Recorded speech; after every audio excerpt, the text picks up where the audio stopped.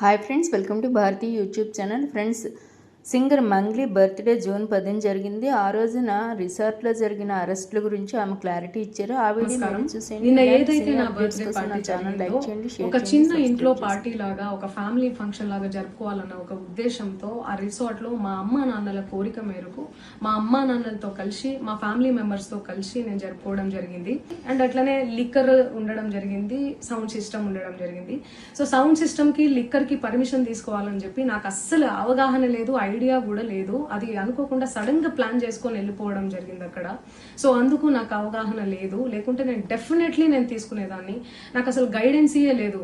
ఎవరైనా గైడ్ చేసినా కూడా నేను పర్మిషన్ తీసుకునేదాన్ని, లేకపోతే నేను ఎందుకు ఇలా తెలిసి చెయ్యను కదా. సో ఇదంతా ఇలా తెలిసి అయితే నేను తప్పు చేయలేదు, తెలియకుండా ఇది జరిగిపోయింది.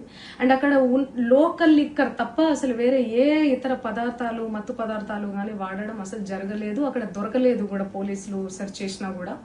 అండ్ అక్కడ ఎవరికైతే పాజిటివ్ వచ్చింది అని చెప్పి పోలీసులు చెప్తున్నారో అందరికీ నమస్కారం. నిన్న ఏదైతే నా